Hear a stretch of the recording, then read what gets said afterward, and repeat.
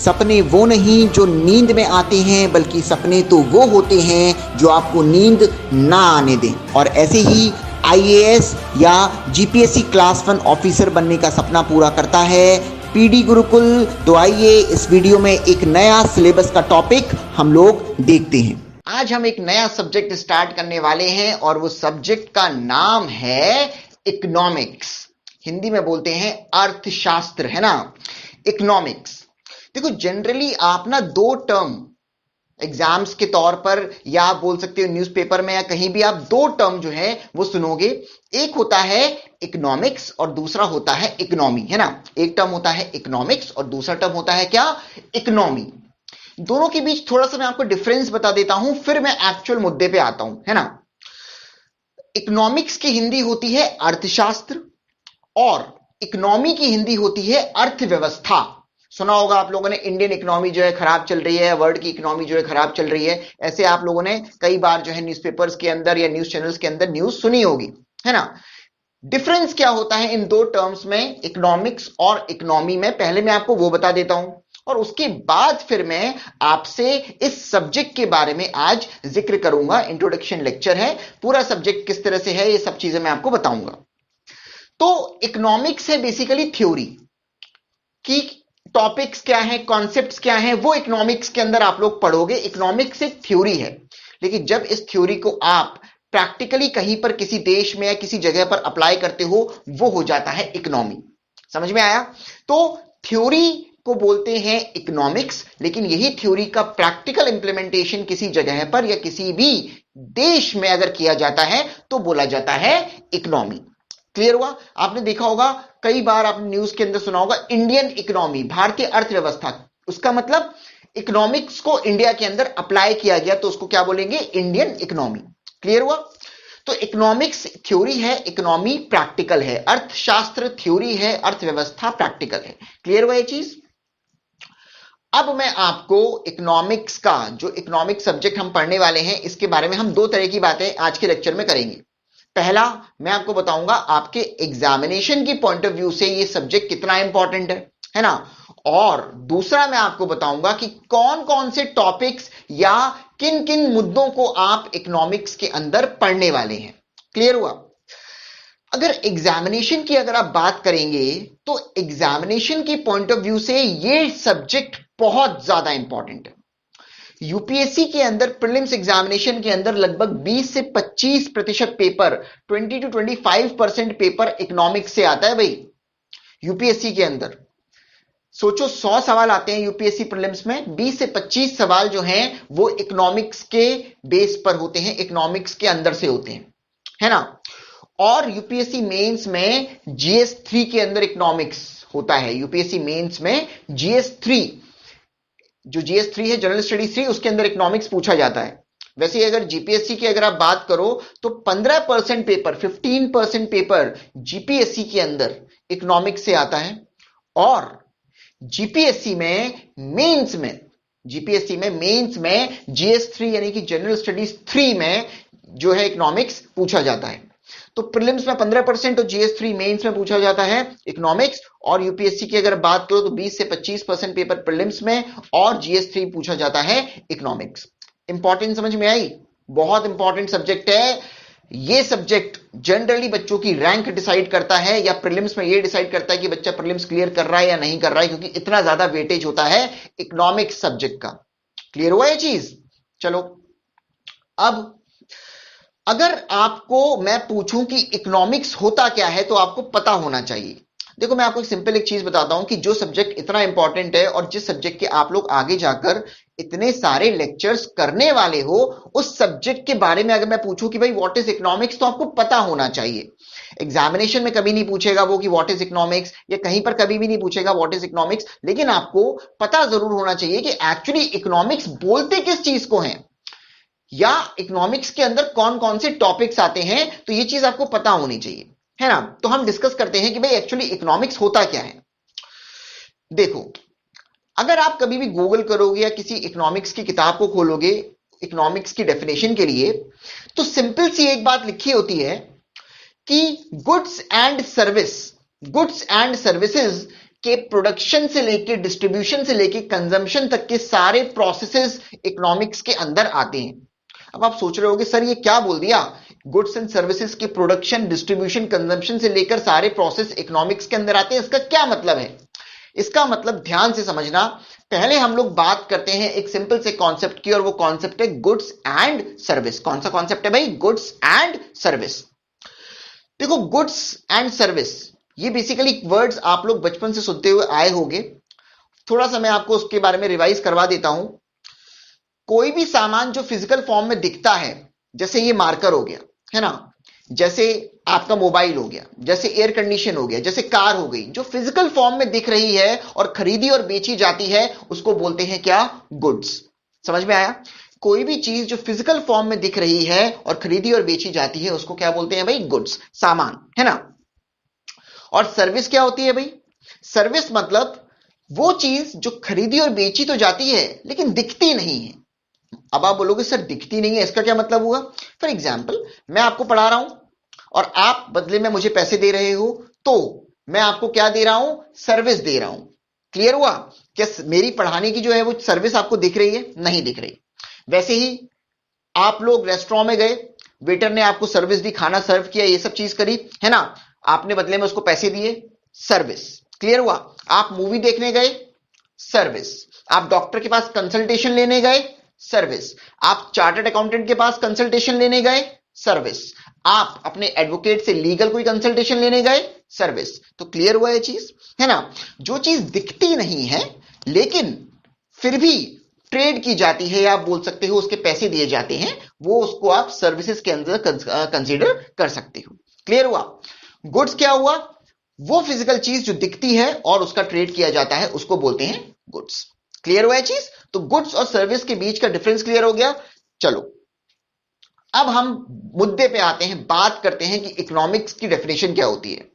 देखो जनरली किताबों में ना आप इकोनॉमिक्स की डेफिनेशन एक लाइन की पढ़ोगे, जो मैं अभी आपको बता चुका हूं, लेकिन उस एक लाइन का कितना वाइड मीनिंग होता है वो किताबों में नहीं दिया होता। आज मैं आपको उस वाइड मीनिंग के बारे में बताऊंगा। पहले हम डिस्कस करेंगे कि एक्चुअली इकोनॉमिक्स की डेफिनेशन होती क्या है, और फिर मैं आपको बताऊंगा कि उस डेफिनेशन का कितना बड़ा मतलब है, कितना वाइड मीनिंग है ना। तो जैसा मैंने आपको बताया इकोनॉमिक्स की डेफिनेशन क्या है? गुड्स एंड सर्विसेज के प्रोडक्शन से लेकर डिस्ट्रीब्यूशन से लेकर कंजम्पशन से लेकर सारे प्रोसेसेस अगर इसके अंदर इन्वॉल्व होते हैं वो इकोनॉमिक्स कहलाए जाते हैं। मतलब इकोनॉमिक्स एक ऐसा सब्जेक्ट है जो किसकी बात करता है? जो बात करता है गुड्स एंड सर्विसेज के प्रोडक्शन की, उनके डिस्ट्रीब्यूशन की, उनके कंजम्पशन की। क्लियर हुआ है चीज? तो इकोनॉमिक्स एक ऐसा सब्जेक्ट है जो गुड्स एंड सर्विसेज की बात करता है। अब आप लोग बोलोगे कि सर इस एक लाइन की डेफिनेशन से ना मतलब उतना क्लियर हुआ नहीं कि एक्चुअली इकोनॉमिक्स है क्या। तो मैं भी मानता हूं इस एक लाइन की डेफिनेशन से मतलब कुछ क्लियर हुआ नहीं, इसीलिए मैं इसको आपको बहुत वाइड तरीके से पढ़ाने वाला हूं। देखो गुड्स एंड सर्विस के बारे में मैं आपको बता चुका हूं, इसके प्रोडक्शन डिस्ट्रीब्यूशन और कंजम्पशन के अंदर कौन कौन सी चीजें इंवॉल्व होती हैं, कौन कौन से प्रोसेस इंवॉल्व होते हैं, उसी को इकोनॉमिक्स बोला जाता है। इसको हम लोग एक एग्जाम्पल से समझते हैं, और एग्जाम्पल ले लेते हैं मारुति कार का। मारुति कार का प्रोडक्शन, मान लो एक प्लांट है इंडिया के अंदर, मान के लो वैसे है मानेसर एक जगह है, वहां पर मारुति कार का प्रोडक्शन होता है। मानेसर जो है वो गुड़गांव के पास है ना। तो गुड़गांव के पास मानेसर में मारुति जो कार है उसका प्रोडक्शन होता है, प्लांट है वहां पर। मारुति कार का प्रोडक्शन वहां पर हुआ, उसके बाद मारुति कार कहां गई? डिस्ट्रीब्यूट हुई, मतलब देश के अलग अलग जगहों पर बिकने गई, और कंज्यूमर ने यानी कि हम लोगों ने मारुति कार को शोरूम से जाकर खरीद लिया। ठीक है, ये मारुति कार की पूरी सप्लाई चेन है। सप्लाई चेन का मतलब प्रोडक्शन से लेकर कंज्यूमर के खरीदने तक के पूरे बीच के प्रोसेस को आप बेसिकली सप्लाई चेन बोल सकते हो, है ना। अब क्या मैंने आपको बताया सामान के प्रोड्यूस होने से लेकर डिस्ट्रीब्यूट होने से लेकर कंज्यूम होने तक इस पूरे प्रोसेस को इकोनॉमिक्स बोलते हैं? बिल्कुल बोलते हैं। अब आप ध्यान से समझना कि एक्चुअली इकोनॉमिक्स के अंदर कौन कौन सी चीजें आ गई।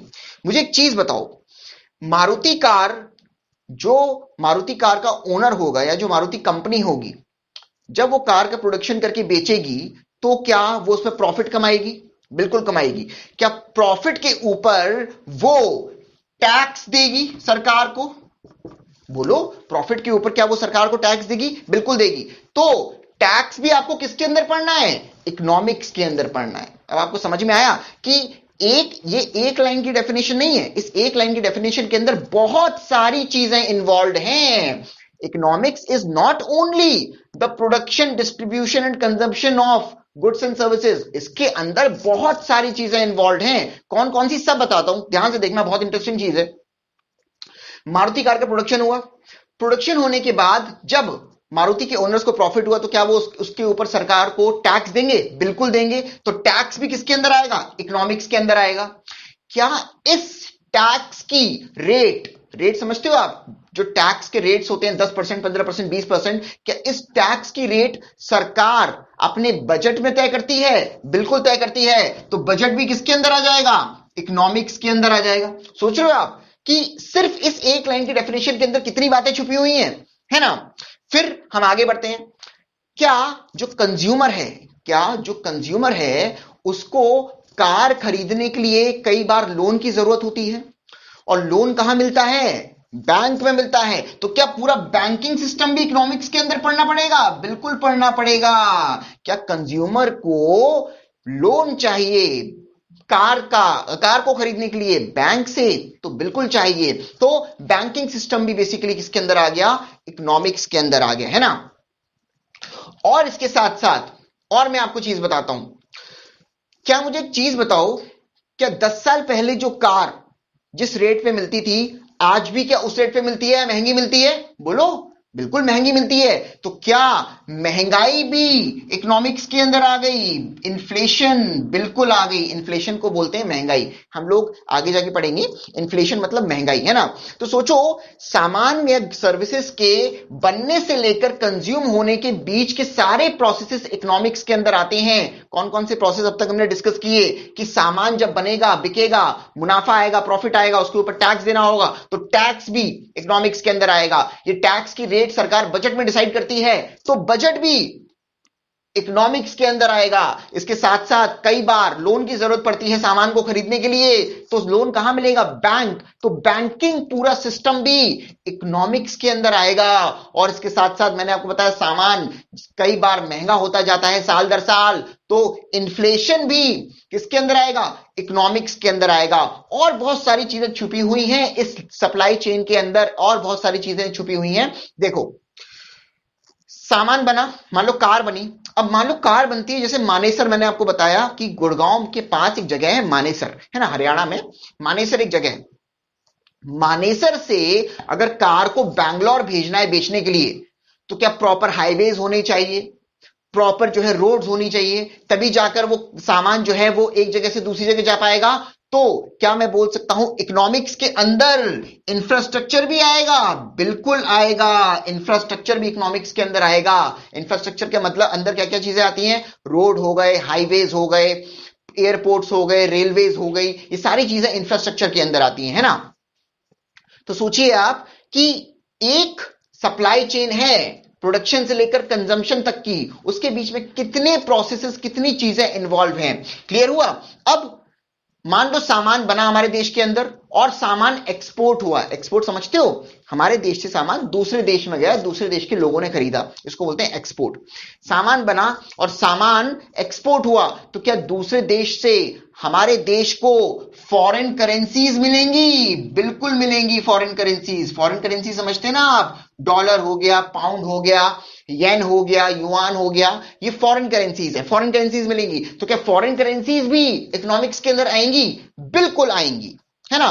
और सोचो, और क्या क्या टॉपिक्स जो है वो इस इकोनॉमिक्स के अंदर आ सकते हैं। मुझे एक चीज बताओ, क्या फैक्ट्री में मजदूर काम कर रहा होगा, लोग काम कर रहे होंगे, है ना? लेकिन कुछ लोग ऐसे भी हैं हिंदुस्तान के अंदर या किसी भी जगह के अंदर जहां पर बेसिकली उनको नौकरी नहीं मिलती है ना? तो जिन लोगों को नौकरी नहीं मिलती है उनको क्या बोला जाता है? अनएम्प्लॉयड। और इस कॉन्सेप्ट को बोलते हैं अनएम्प्लॉयमेंट। तो क्या अनएम्प्लॉयमेंट कॉन्सेप्ट भी इकोनॉमिक्स के अंदर आएगा? बिल्कुल आएगा। क्लियर हुआ ये चीज? तो फैक्ट्री में लोग काम कर रहे होते हैं, उनको तो नौकरी मिली हुई है, लेकिन कुछ लोग ऐसे भी होते हैं जिनको नौकरी नहीं मिलती।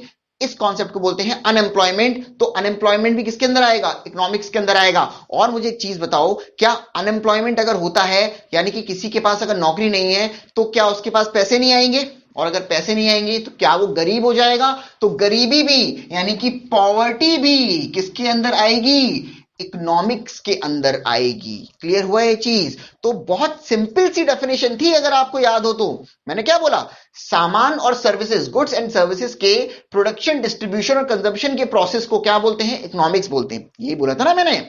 पर सोचो, इस एक लाइन की डेफिनेशन के अंदर कितनी बातें छुपी हुई हैं कि सामान बना, सामान बनने के बाद सामान जब बिकेगा, मुनाफा होगा, उसके ऊपर टैक्स दिया जाएगा। टैक्स भी इकोनॉमिक्स के अंदर आएगा। टैक्स की रेट्स बजट डिसाइड करेगा, बजट भी इकोनॉमिक्स के अंदर आएगा। सामान को खरीदने के लिए लोन बैंक से चाहिए, बैंकिंग भी इकोनॉमिक्स के अंदर आएगा। सामान महंगा भी हो सकता है टाइम के साथ, इन्फ्लेशन भी इकोनॉमिक्स के अंदर आएगी। इसके साथ साथ मैंने आपको बताया, सामान एक जगह से दूसरी जगह जाने के लिए हमारे प्रॉपर इंफ्रास्ट्रक्चर होना चाहिए, रोड्स होनी चाहिए, इंफ्रास्ट्रक्चर भी इकोनॉमिक्स के अंदर आएगी। इसके साथ साथ मैंने आपको बताया, सामान जब एक देश से दूसरे देश में एक्सपोर्ट होगा, तो दूसरा देश हमारे देश को फॉरेन करेंसीज देगा, तो फॉरेन करेंसीज का टॉपिक भी किसके अंदर आएगा? इकोनॉमिक्स के अंदर आएगा।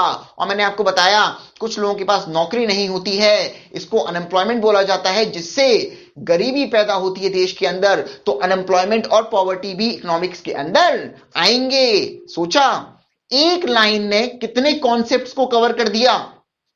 क्लियर हुआ ये चीज? हम सब आगे जाके डिटेल में पढ़ेंगे। आज तो बस इंट्रोडक्शन लेक्चर है, आगे जाके हम सारे टॉपिक्स बिल्कुल एग्जामिनेशन के पॉइंट ऑफ व्यू के हिसाब से और सिलेबस के पॉइंट ऑफ व्यू के हिसाब से कवर करेंगे, है ना।